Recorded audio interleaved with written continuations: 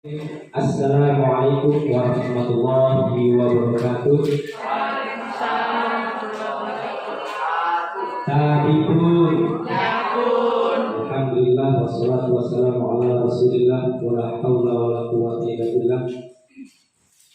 Rabbi shrah li sadri wa yassir li amri wa hlul 'uqdatam min lisani yafqahu qawli. Amma ba'd. Yang terhormat Kepala SPT Ibu Wonosobo, Ibu Dr. Anda Balaya MPDI. Yang kami hormati Ibu Reni Maila Dewi selaku calon guru penggerak dari SMP Ibu Wonosobo, serta Bapak Ibu yang alhamdulillah bisa hadir dalam acara workshop kali ini, yaitu penerapan konsep budaya positif aksi nyata untuk modul 1.4 dari calon guru penggerak di SMP Negeri 2 Wonosobo. Bapak Ibu yang dirahmati Allah Subhanahu wa taala, untuk mempersingkat waktu dengan mengharapkan berkah dan ridho dari Allah Subhanahu wa taala, marilah workshop ini kita buka sama-sama dengan baca basmalah. Bismillahirrahmanirrahim. Kemudian berlanjut ke acara berikutnya, yaitu pengantar dari Kepala SMP di Wonosobo kepada Ibu Dr. Anda Balaya MPDI. Disilakan. Assalamualaikum warahmatullahi wabarakatuh. Waalaikumsalam warahmatullahi wabarakatuh. Alhamdulillah, puji syukur kita kepada Allah Subhanahu wa taala yang pada hari ini kita masih diberi Allah limpahan rahmat dan hidayahnya sehingga kita dapat berkumpul dalam keadaan sehat semua. Alhamdulillah.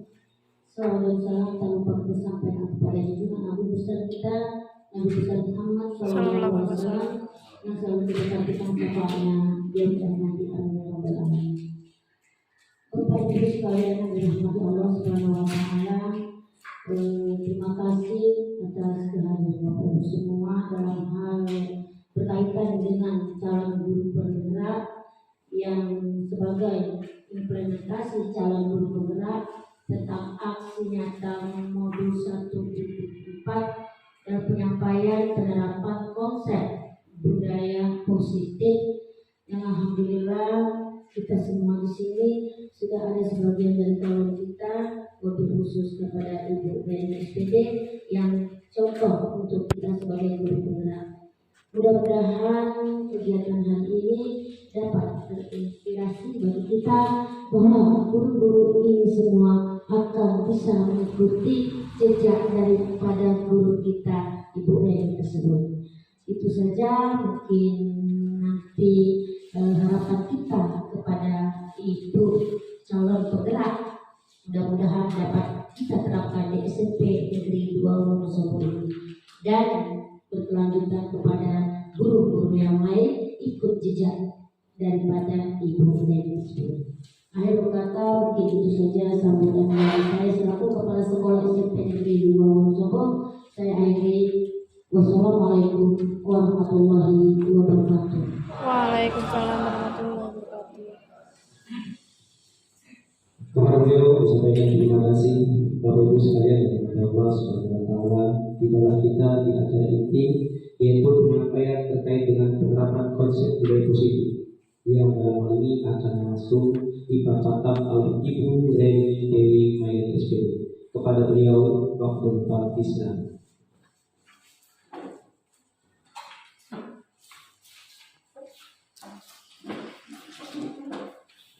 Assalamualaikum warahmatullahi wabarakatuh. Alhamdulillahirrahmanirrahim.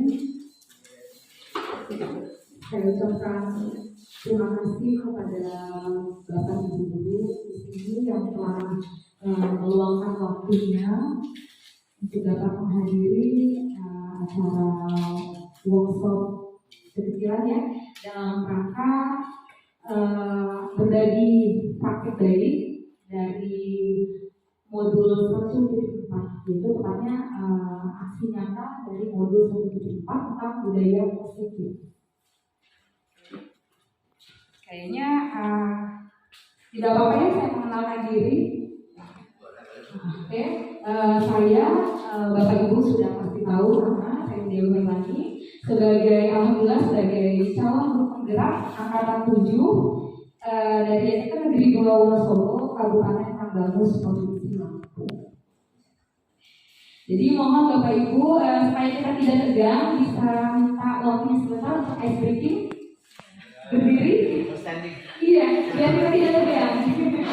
Karena ini kurang lebihnya berjalan 30 sampai 40 menit. Ya. Oke, saya mohon izin Bapak Ibu, saya mimpin ya. Kita sampai saja. Ice breakingnya seperti ini. Marina menari di atas menara. Bisa nggak? Marina menari di atas menara. Di atasnya masih di pundak. Ada lagi. Marina menari di atas menara. Bisa.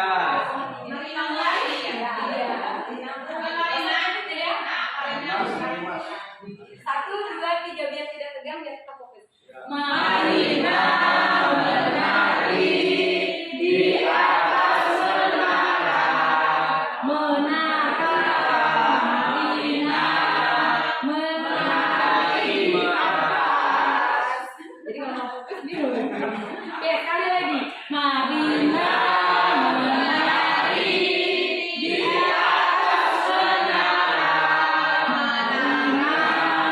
menari Di atas menara. Ada kita. Menara. Marina menari di atas. Oke, sebentar. Saya lihat tidak ada yang salah. Alhamdulillah berarti kok. Mohon maaf Bapak Ibu, itu sebagai ice breaking kita supaya tidak tegang. Ya, jadi kita langsung ke the point saja pada materi hari ini, yaitu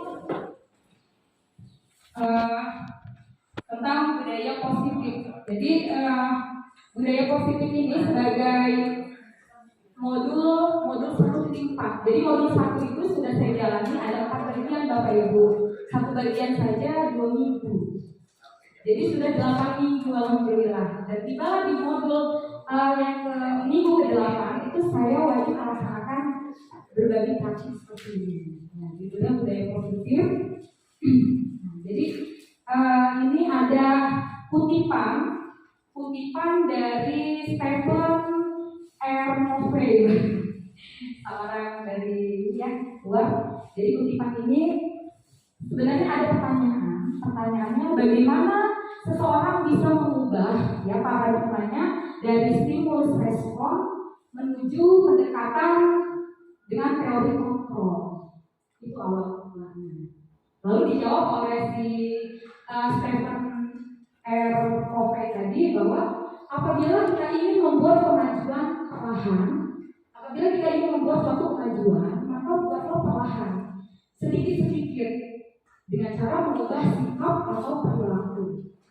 Jadi gitu. Saya ulangi, apabila kita ingin membuat kemajuan perlahan, sedikit-sedikit, ubahlah sikap atau perilaku kita terlebih dahulu. Namun bila kita ingin memperbaiki cara-cara utama kita, maka kita perlu mengubah kerangka acuan kita. Itu pembentukannya dari budaya positif ini.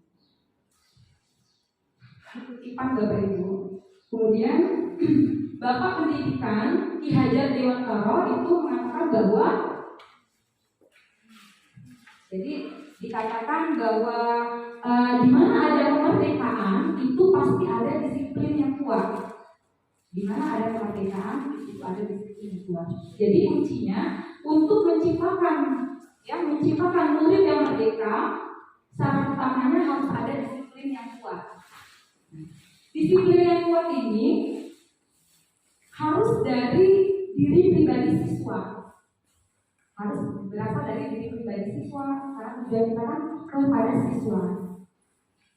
Kalau pada guru ya juga sama ya. Jadi disiplin yang dimaksud adalah disiplin diri yang memiliki motivasi internal. Kenapa? Motivasi di sini ada terbagi menjadi dua, motivasi eksternal dan motivasi motivasi internal. Yang kita harapkan nantinya ada pada peserta didik kita, Bapak Ibu, yaitu harus memiliki motivasi internal. Nah, kemudian ada lagi Diana Gosen dalam bukunya Restructuring School Discipline menyatakan ada 3 motivasi perilaku manusia. Yang pertama, motivasinya untuk menghindari ketidaknyamanan atau hukuman. Nah, ini motivasi yang paling rendah. Motivasi yang paling rendah.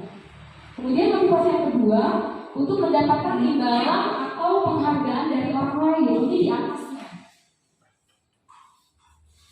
Kemudian yang kita harapkan motivasi yang ada pada peserta didik maupun kita sebagai pendidik itu untuk menjadi orang yang mereka inginkan dan menghargai diri sendiri sesuai dengan nilai-nilai yang mereka percaya. Jadi motivasi yang ketiga inilah yang diharapkan ada pada peserta didik kita dari diri mereka sendiri, bukan takut karena hukuman, bukan karena ingin mendapatkan imbalan. Jadi yang kedua motivasi ini namanya motivasi eksternal dari luar. Sedangkan yang ketiga ini adalah motivasi internal, yaitu yang dari dalam diri siswa. Itu yang diharapkan. Dia akan berkepanjangan. Kemudian kami mempelajari tentang hukuman, mempelajari tentang konsekuensi, dan mempelajari tentang restitusi. Nanti ada perbedaannya. Di sini ya dikatakan bahwa hukuman itu bersifat satu arah dari pihak guru yang memberikan dan murid hanya menerima suatu hukuman tanpa melalui kesepakatan atau pengarahan dari pihak guru baik sebelum atau sesudahnya. Hukuman di sini bisa dalam bentuk fisik, tapi terkadang juga ada dalam bentuk verbal, kata-kata. Secara tidak sadar kita pastinya pernah melakukannya. Mudah-mudahan ke depannya kita bisa mengurangi perlahan-lahan. Ya seperti yang dikatakan di depan tadi, kita mengubah itu perlahan-lahan. Kemudian untuk konsekuensi ini sama, murid tetap dibuat tidak nyaman, tapi agak mending dibandingkan hukuman. Murid dibuat tidak nyaman ya dalam jangka waktu yang pendek. Konsekuensi biasanya diberikan berdasarkan suatu data yang umumnya dapat diukur. Misal,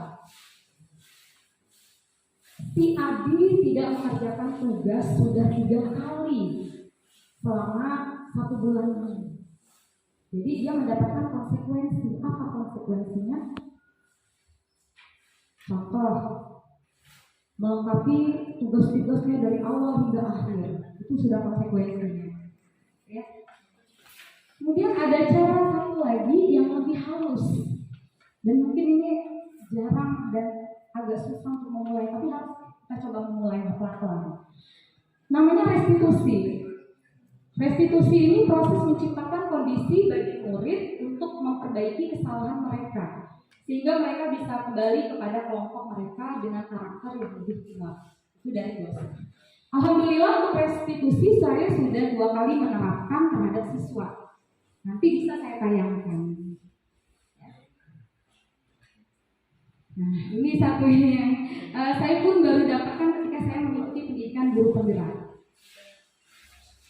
Saat kita berulang kali menjanjikan hadiah kepada anak-anak agar berperilaku bertanggung jawab, atau kepada seorang murid untuk mempelajari sesuatu yang baru, atau kepada karyawan, maka kita itu sedang berasumsi bahwa mereka tidak dapat melakukannya, atau mereka tidak akan memilih untuk melakukannya. Ini kutipan dari Alfifon.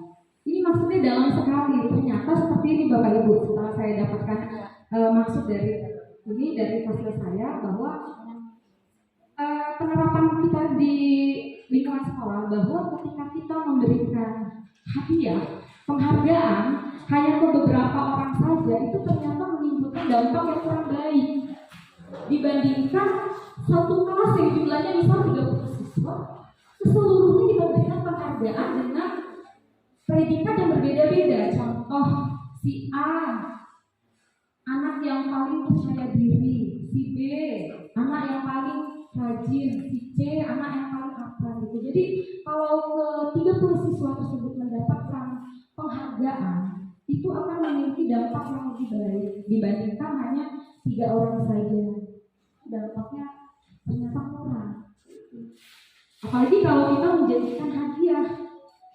Bisa jauh-jauh saya saja terhadap anak di rumah sebelum saya mengikuti guru ini saya sering banget, ayo Abang belajar terus ini, nanti kalau gini, nanti kalau pulang semester selesai ulang semester ibu beliin hadiah. Itu baik.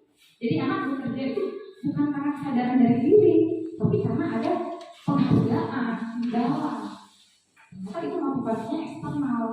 Dia tidak akan jangka panjang, suatu saat dia akan dorong.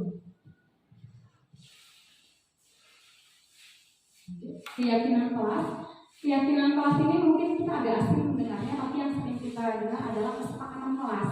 Di Bapak Ibu ya, kesepakatan kelas ini yang mungkin agak sering kita dengar berupa pernyataan-pernyataan universal dibuat dalam bentuk positif. Contoh, nanti saya berikan contoh juga, sudah saya terapkan di kelas 9B. Contohnya saling menghormati antar sesama kawan, saling tidak membuli antar sesama kawan, itu ya. Dia ada nilai-nilai kebajikan di dalamnya. Kemudian yang berikutnya 5 posisi kontrol seorang guru, ini pun baru saya dapatkan. Ternyata kita sebagai seorang guru untuk menerapkan disiplin itu ada 5 kategori. Kita masuk yang mana? Yang pertama sebagai menghukum. Contoh, Adi datang terlambat. Kalau kita sebagai penghukum bisa kebayang kapan datang si Adi, pasti kita matanya melotot, ya enggak? Iya. Dampaknya terhadap anak apa? Bisa jadi awas motornya saya kasih bannya. Nah, itu dampaknya sangat jelek sekali. Terus membuat rasa bersalah. Si guru tersebut dia ngomongnya lembut tapi dalam. Ibu sangat kecewa sekali dengan kamu. Itu pasti sering, saya juga pernah mengatakan itu. Dan itu ternyata membuat rasa bersalah posisi kita. Kemudian sebagai teman ini sebenarnya positif, bagus, karena anak pun dia merasa lebih dekat. Tapi ada sisi negatifnya kalau teman. Suatu saat kita tidak bisa membantu siswa tersebut akan, ibu tersebut tidak bisa membantu saya tidak memudahkan. Dan mungkin hanya kepada guru-guru tertentu saja. Kemudian pemantau apalagi pemantau ini melakukan pemantauan terhadap siswa, intinya diawasi gitu lah ya. Yang paling bagus ternyata adalah sebagai seorang manajer. Manajer ini kita ketika siswa bersalah kita tidak langsung menjudge. Contoh, ada siswa yang terlambat, nanti kita arahkan, kita panggil ke ruangan lain, jangan di depan siswa yang lain supaya tidak malu, kita panggil ke ruangan. Kemudian kita katakan bahwa ibu di sini tidak akan mencabut kesalahan, tapi ibu di sini akan membantu kamu menyelesaikan masalah yang kamu hadapi. Apa masalah yang kamu hadapi? Kita tanya, biar dia sadar masalah. Datang terlambat. Kita tanyakan lagi, bersedia nggak untuk memperbaiki? Kita tanyakan juga, kita tawarkan, bersedia bu. Jadi ada dari diri dia itu ada kesadaran. Yang selanjutnya, yang terakhir segitiga restitusi. Di segitiga restitusi ini ada 3 langkah. Yang pertama menstabilkan identitas. Pada keterangan bahwa setiap orang pasti pernah melakukan kesalahan. Kamu bukan satu-satunya yang pernah melakukan. Ini kalimat yang bisa kita katakan, tapi bukan langsung berbuat seperti ini kita kreasikan. Itu kata-kata di menstabilkan identitas. Supaya anak itu tidak merasa doang ketika dia melakukan kesalahan, tidak langsung kamu seperti saya, langsung dijudge. Kamu bukan satu-satunya yang melakukan kesalahan ini. Nanti langsung ke validasi tindakan yang salah. Baru kita tanyakan, kira-kira perbuatanmu ini melanggar keyakinan kelas yang sudah disepakati belum? Ya. Adakah cara yang lebih efektif untuk mendapatkan apa yang kamu butuhkan? Kamu tentu punya alasan mengapa melakukan kegiatan. Dan yang terakhir, langkah yang terakhir yaitu menanyakan keyakinan. Keyakinan kelas apa yang telah disepakati? Kamu ingin menjadi orang seperti apa? Jadi untuk pemaparan materi saya rasa cukup. Mohon izin berbagi praktek sebentar saja yang sudah saya lakukan. Oh ya, saya mengenalkan sedikit Bapak Ibu.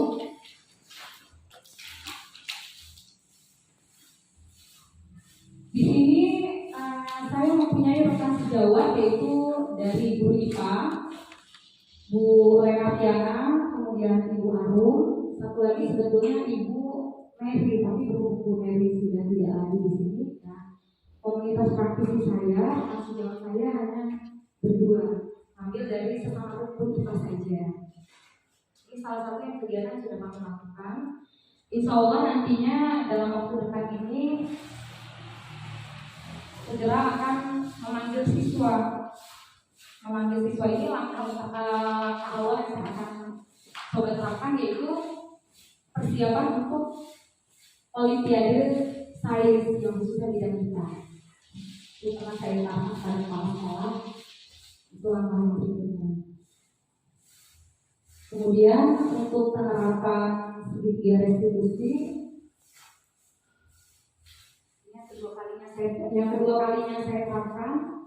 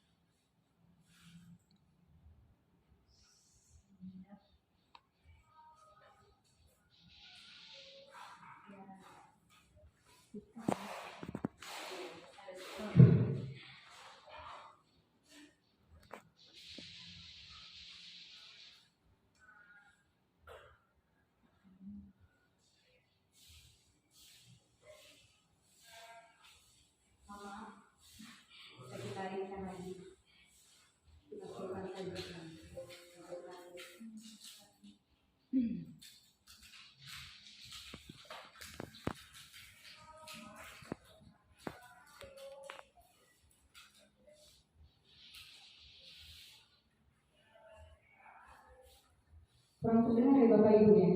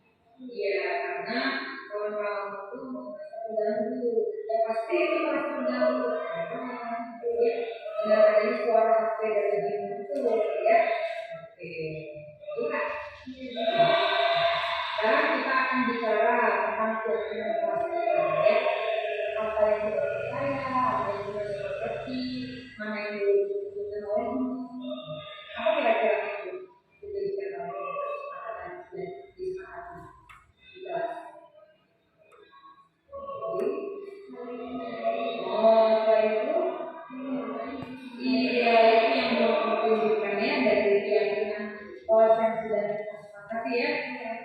Jadi ini yang belum lakukan ya itu nanti selalu ya.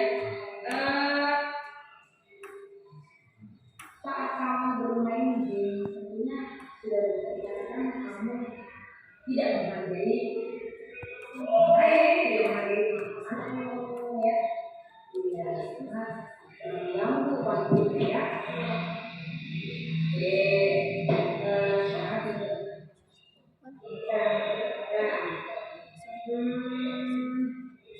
Kira-kira kalau kamu ingin mendapatkan rasa senang ya, ada nggak hal lain yang dapat kamu lakukan selain ini?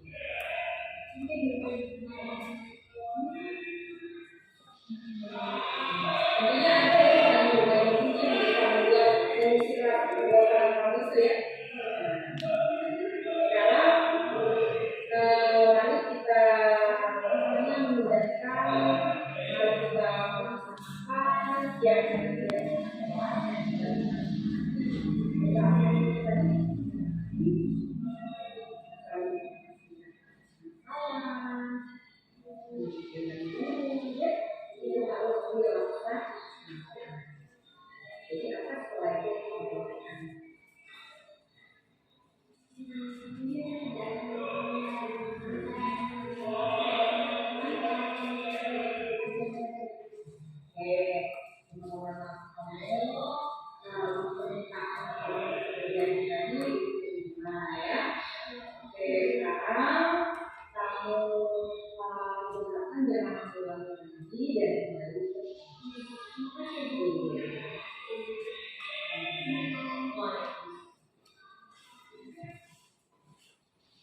Bapak Ibu untuk menampilkan yang berikutnya. Assalamualaikum warahmatullahi wabarakatuh. Perkenalkan saya Anissa dari kelas 9A. Alhamdulillah saya senang sekali telah menyelesaikan masalah dengan menggunakan segitiga restitusi bersama Bu Reni. Saya akhiri. Assalamualaikum warahmatullahi wabarakatuh.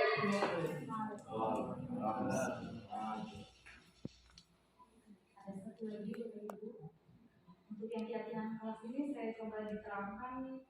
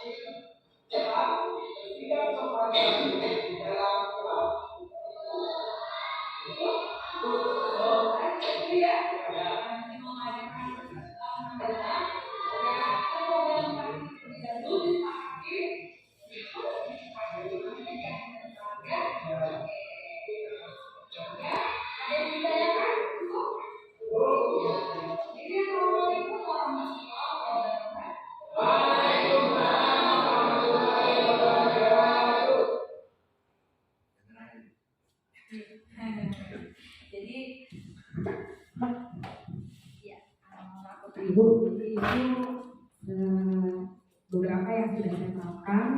Kalau untuk yang tentang di kelas, karena ini momennya tentang budaya positif, jadi tidak perlu saya tanyakan hanya saja.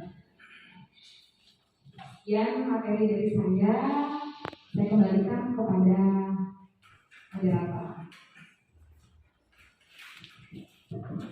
Baik, kami berikan fokus dulu untuk Ibu Reni yang telah menyampaikan materi tentang penerapan budaya positif dengan guru untuk berusaha tidak menjadi 5 yang tercatat dalam slide tadi. Yang pertama yaitu sebagai penghukum, berarti ibu bapak nyimak semuanya.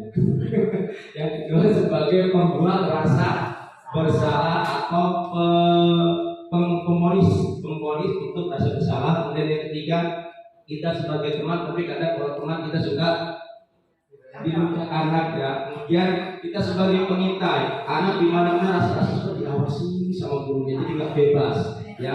Dan yang terakhir adalah kita lebih baik menjadi seorang guru yang manajerial, dapat membawa pendekatan persuasif antara guru kepada siswanya untuk perubahan yang lebih positif.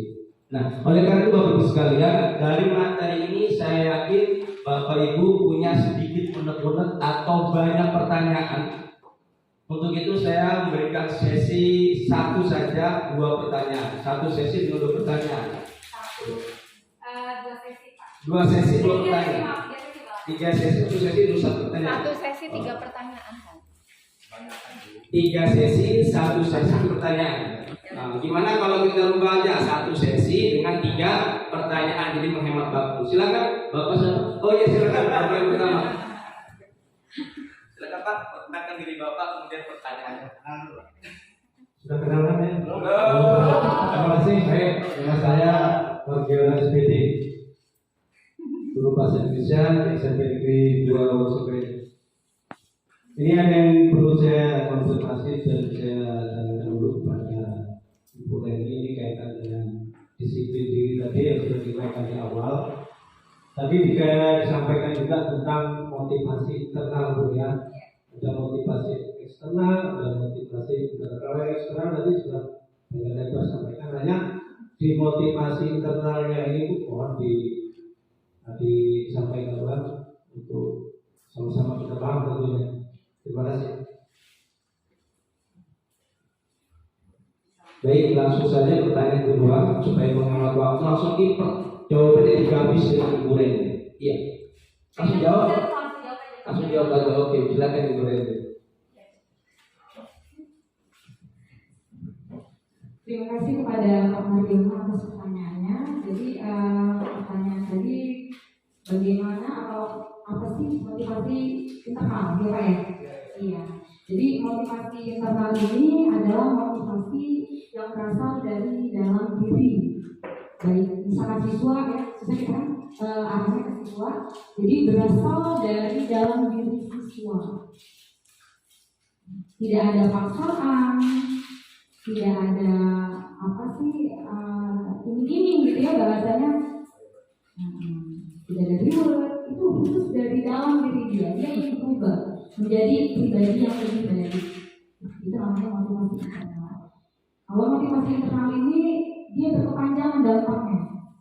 Insya Allah dia akan mengubah karakter, ya, karena dia dari kesadaran dari dalam diri dia itu sendiri. Tidak ada pemaksaan, tidak ada keinginan untuk mendapatkan reward atau penghargaan. Dampaknya berkepanjangan, bisa mengubah karakter menjadi lebih baik. Jadi itu intinya Pak. Bagaimana Pak? Terus kaitannya yang disampaikan uraian tadi kan ada pendapat dari Kosen kalau nggak salah ya. Oh iya ini Pak, 3 motivasi ini Pak. Motivasi itu. Nah, Mana itu dari 3 motivasi itu mana Bu yang masuk ke dalam motivasi internal? Oke, nah tadi untuk motivasi internal itu berada di nomor 3 Pak, yaitu untuk menjadi orang yang mereka inginkan dan menghargai diri sendiri dengan nilai-nilai yang mereka percaya. Kalau kita sudah berusaha ingin menjadi diri kita sendiri, angin badai datang pun kita nggak akan goyah, ya kan seperti itu. Kalau dari dalam diri itu yang internal. Tambahan, kalau yang berkebutuhan. Dari tidak nyaman atau hubungan, serta mendapatkan balas itu adalah ekspresi. Ya, bagaimana Pak? Terima kasih. Ya, beri tepuk tangan dong untuk pemaparan Dari Ibu Reni. Selanjutnya sesi pertama untuk pertanyaan kedua, silakan Bapak Ibu sekalian yang ingin disampaikan atau yang ditanyakan, silakan. Oh iya, silakan Ibu. Baik, Assalamualaikum warahmatullahi wabarakatuh.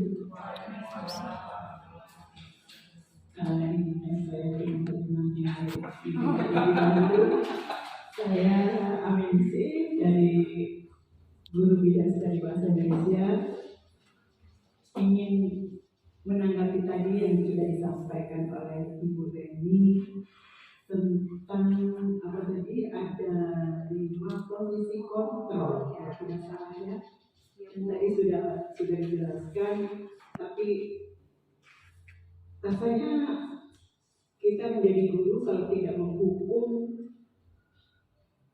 gimana? Iya.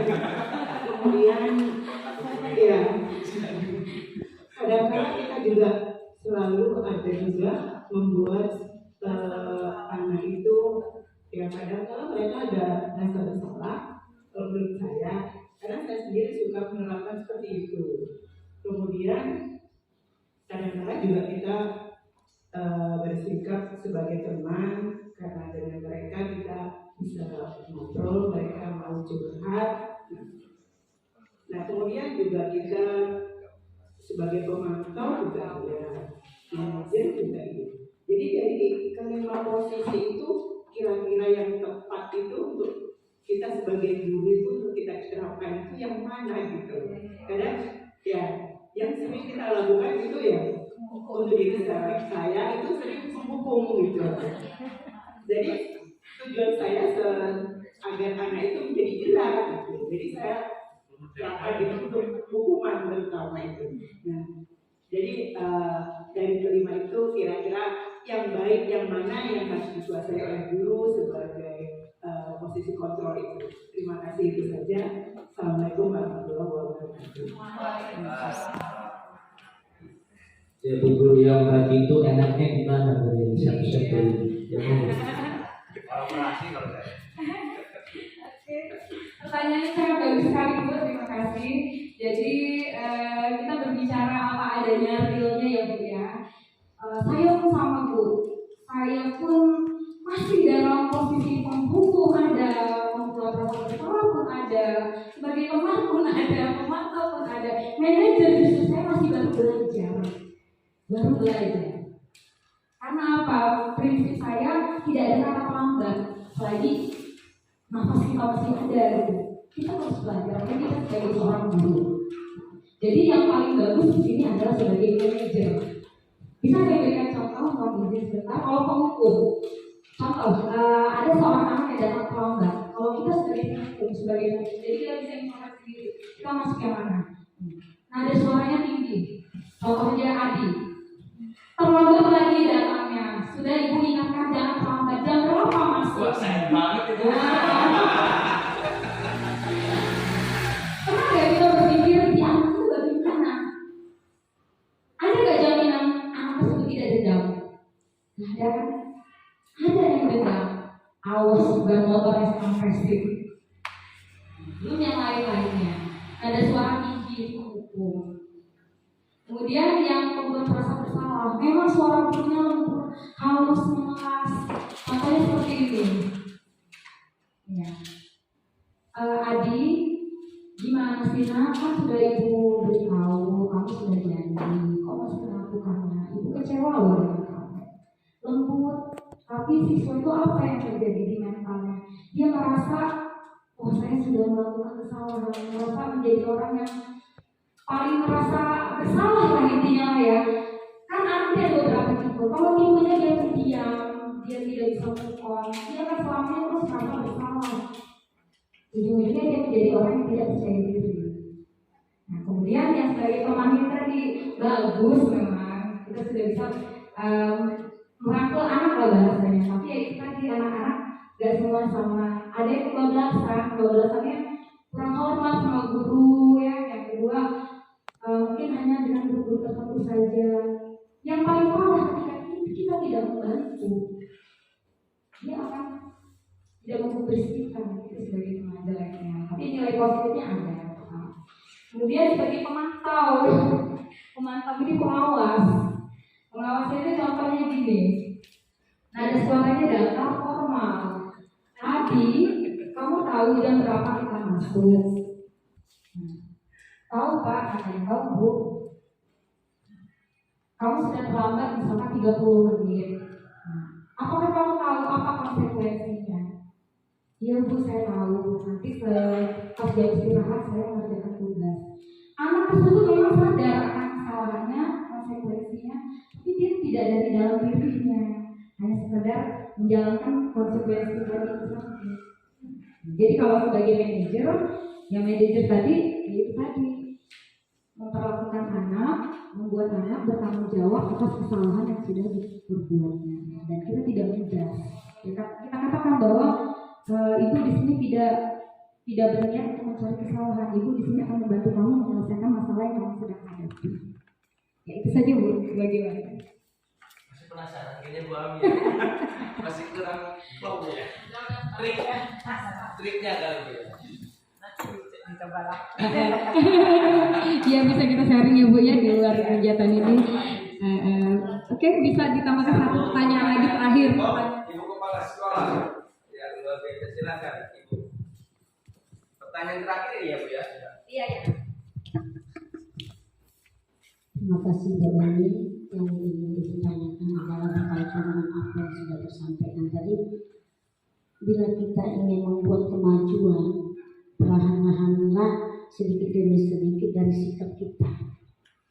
Berarti penerapan ini ada pada jiwa si anak yang dikatakan tadi dijawab dari Pak Mardi tadi, internal yang timbul dari siswa itu sendiri. Otomatis setidak-tidaknya ada di sini juga masukan dari kita sendiri sebagai cermin. Nah, kemudian di situ tadi ada dilanjutkan ya itu. Namun bila kita ingin memperbaiki cara-cara utama kita, maka kita perlu mengubah acuan kita. Ingin saya tanyakan perubahan apa yang harus kita lakukan supaya dari kita juga menunjukkan contoh kepada anak didik kita. Mungkin itu saja dari saya. Wassalamualaikum warahmatullahi wabarakatuh.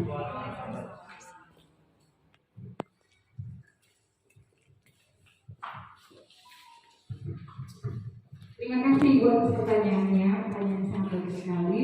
Di sini intinya bagaimana cara kita untuk memulai perubahan tersebut. Kita ketika sebagai manusia yang punya akal, ya, apalagi kita sebagai seorang guru yang tidak ada kata putus untuk terus belajar tiap harinya supaya kita ilmu itu tetap konsisten ya. Bukan hanya konsisten bertambah, nah, apalagi untuk perubahan. Jadi kalau kita ingin berubah, itu berubahlah dimulai segera, jangan menunda-nunda, dan jangan langsung terburu-buru. Maksudnya jangan langsung bruk semuanya. Ubahlah perlahan-lahan mana yang kita sanggup terlebih dahulu. Tidak usah memaksa langsung mengubah seluruh dunia, mengubah seluruh isi sekolah itu tidak bisa. Mengubah perlahan-lahan dari diri kita sebagai seorang guru. Nah, tadi saya sudah mengatakan dari 5 posisi kontrol ini pun saya masih ada, Bapak Ibu. Saya jujur katakan, saya masih dalam proses belajar. Saya di sini bukan berarti niatnya berbagi materi, intinya sharing gitu ya, bahwa saya pun masih sama. Saya ingin berubah menjadi lebih baik dengan perlahan-lahan. Yang tadinya saya masih ada jiwa pemikirnya, anak terlambat contohnya melopot atau membuat salah sebagai teman. Saya berusaha perlahan-lahan diniatkan dari diri untuk menjadi seorang manajer, sebagai guru posisi kontrol dan manajer. Dan yang gak kalah pentingnya yaitu sesuai dengan Ki Hajar Dewantara, ada 3 falsafahnya. Ingat Sosontolo, Ima dia Mangkarso, Kukuri Handayani ya. Nah, jadi ketika kita mau memberikan teladan, kita mau siswa kita berubah, kita harus memberikan teladan terlebih dahulu dari tiga filsafat tersebut.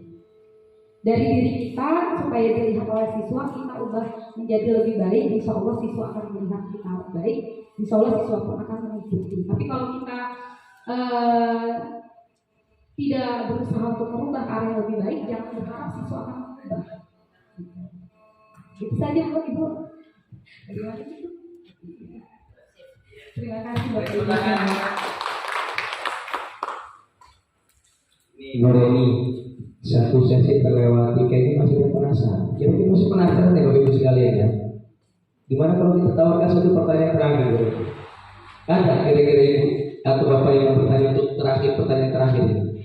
Oh ada, masih ada juga yang mau nanya. Silakan Ibu.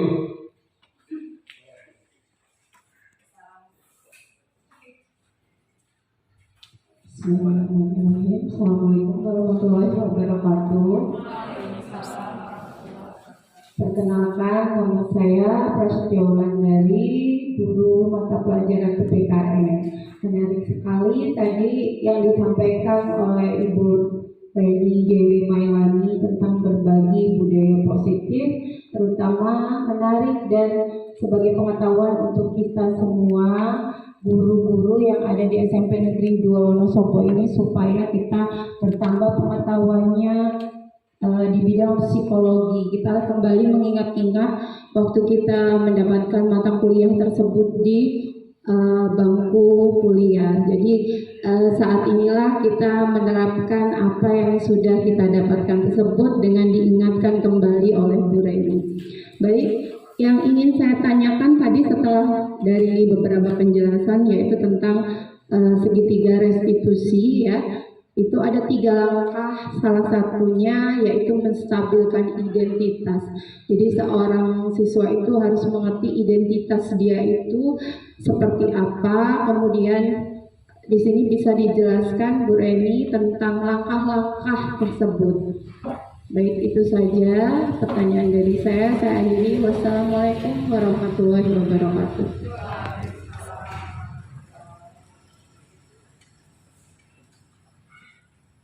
Pertanyaan yang terakhir, alhamdulillah pertanyaan yang hot.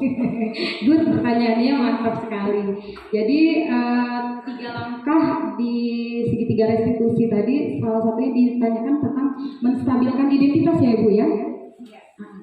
Maksudnya di sini kita itu sebagai seorang guru, ketika kita berusaha Bapak Ibu ya, ketika ada anak yang menurut kita sedang melaksanakan menghadapi suatu permasalahan, itu kita berusaha meluruskan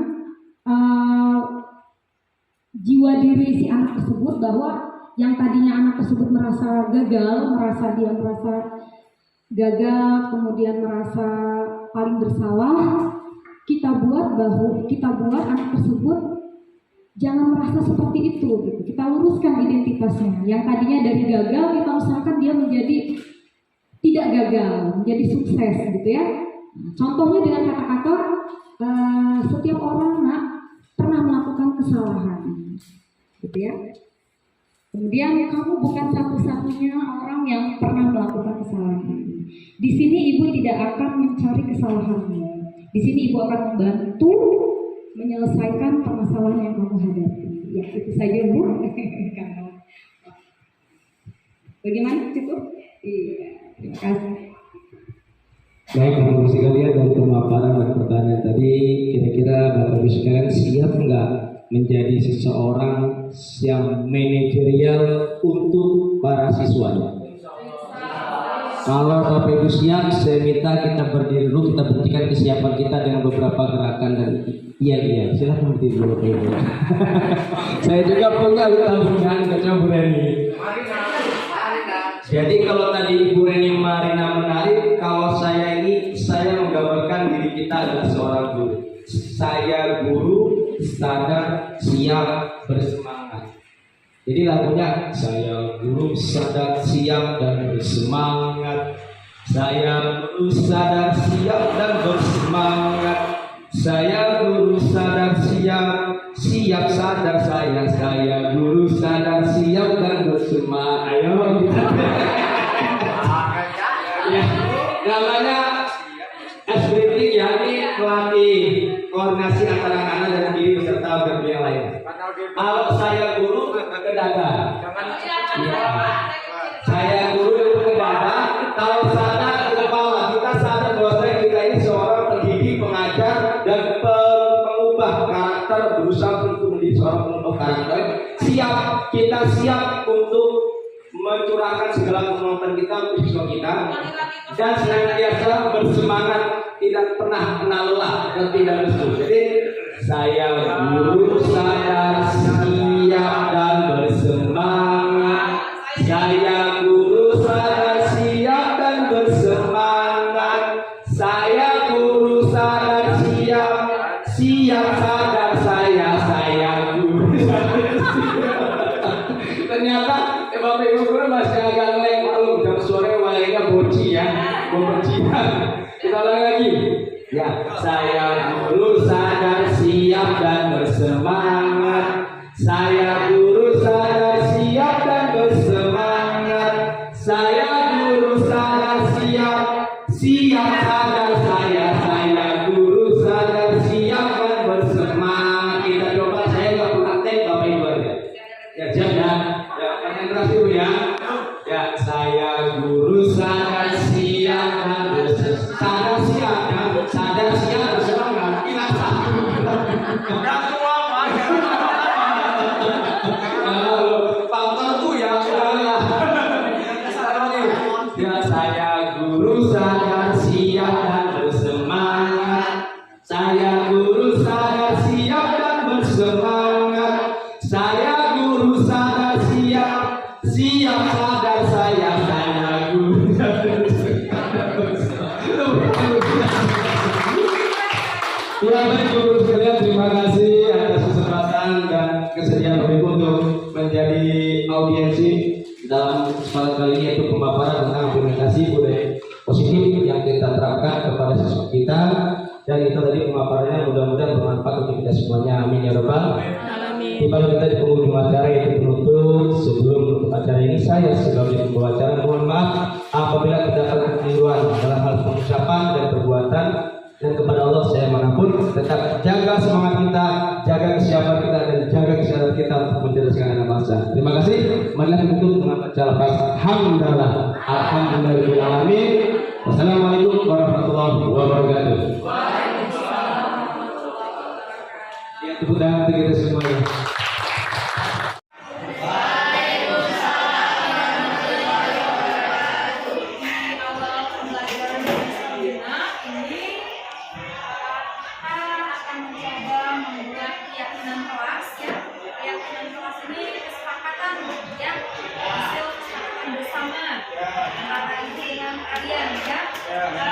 Kira-kira apa saja yang akan kita buat dalam keyakinan kelas ini? Contohkan saling menghargai antar sesama kawan, ya. Oke, bisa Ibu Pandu?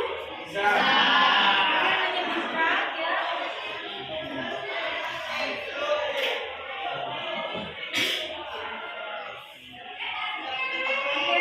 Apa saja kira-kira yang akan dijadikan kesepakatan sama keyakinan kelas kita? Yang pertama, siapa yang bisa berpendapat? Saling menghargai. Oke, boleh, bagus. Saling menghargai.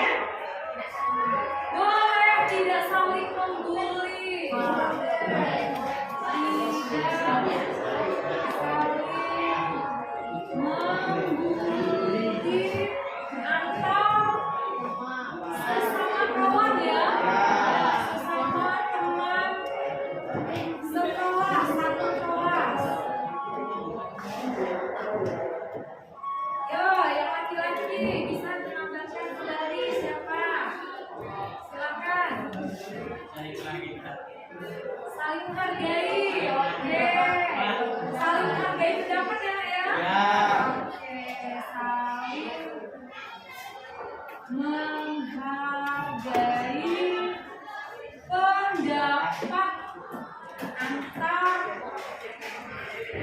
sesama teman. Ibu minta satu orang sekretaris deh mencatat, nanti dibacakan kembali ya. Sekretaris mencatat. Iya, silakan dicatat. Ada lagi nak? Apa yang kita sepakati menjadi keyakinan kelas kita? Ada? Menjunjung tinggi sopan santun atau bersikap sopan santun ya. Bersikap sopan santun di dalam kelas ya. Oke, di dalam kelas. Ada lagi? Cukup? Sementara cukup dulu? Ya? Iya, kebanyakan nanti aman ya. Jadi ibu bacakan. Oke deh, ketua kelas boleh bantu ibu membacakan keyakinan kelas kita. Silakan. Keyakinan kelas yang satu, saling menghormati antar sesama teman dan antara siswa dan guru. Ya. Dua, tidak saling membuli antar sesama teman satu kelas. Oke. Tiga, saling menghargai pendapat antar sesama teman. Empat, bersikap sopan santun di dalam kelas. Sementara cukup dulu ya. Ya. Yang nanti mau adakan penambahan, ya kita coba buka ini terlebih dahulu, disepakati. Ya harus disepakati, namanya keyakinan kelas ya. Oke. Ya, ada yang mau ditanyakan? Cukup? Ya. Akhirnya assalamualaikum warahmatullahi wabarakatuh. Waalaikumsalam warahmatullahi wabarakatuh. Ya, sudah siap belajar? Ya. Dikeluarkan buku IPA-nya. Dan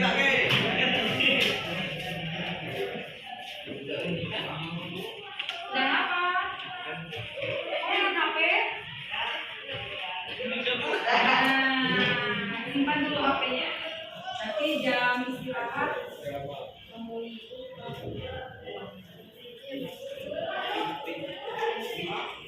Ya, sudah siap belajar? Ya. Dikeluarkan buku IPA-nya. Dan